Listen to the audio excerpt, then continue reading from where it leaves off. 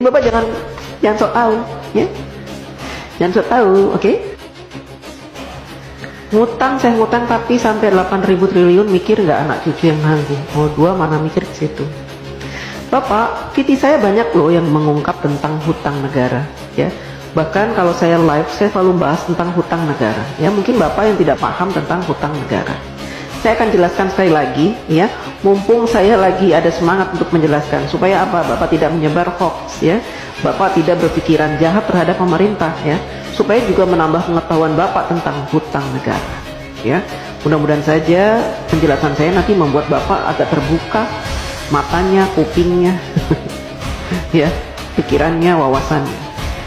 Jadi begini Pak, hutang negara, setiap negara ingin mengajukan hutang kepada IMF atau World Bank gitu ya, atau kepada negara-negara lain gitu ya, kepada negara-negara yang mau memberikan hutang, maka harus disepakati oleh wakil-wakil Bapak.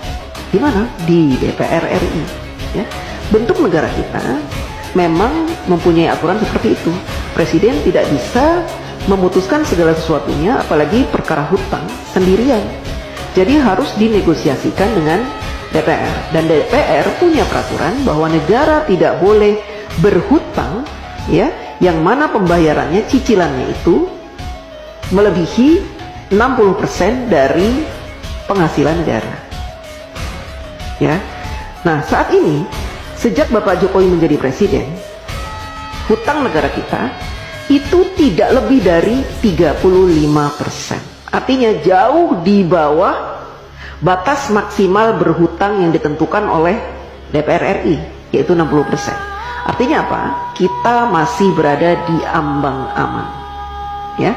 Dan saat ini Indonesia terkenal sebagai negara yang hutangnya sedikit dibanding dengan Jepang, Amerika yang sampai 200% dari PDB-nya, Jepang sampai 210%, kemudian negara-negara lain, ya, bahkan tetangga-tetangga kita, Singapura, hutangnya itu banyak Pak.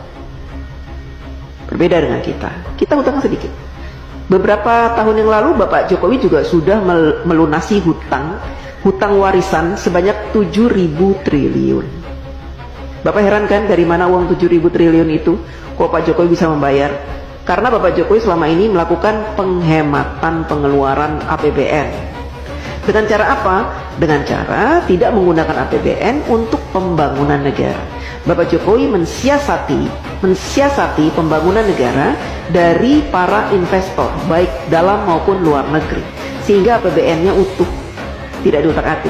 APBN yang ada khusus digunakan untuk kepentingan rakyat seperti subsidi, kemudian bansos, PLT, PKH dan sebagainya itu Pak. Ya, Bapak harus tahu.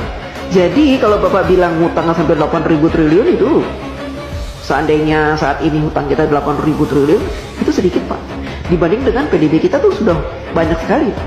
Itu jumlahnya cuma 35% dari penghasilan kita, penghasilan negara maksudnya, ya Pak.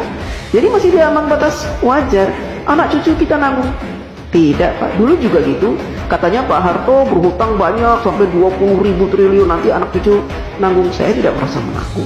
Saya sudah dewasa, sudah besar, sudah tua setua ini, tidak pernah saya merasa menanggung beban hutang negara, tidak. Itu kan hanya kiasan-kiasan yang diberikan oleh orang-orang yang membenci pemerintah. Ya, jadi mereka membuat rumor-rumor seperti itu supaya apa? Supaya kita membenci pemerintah. Kan gitu.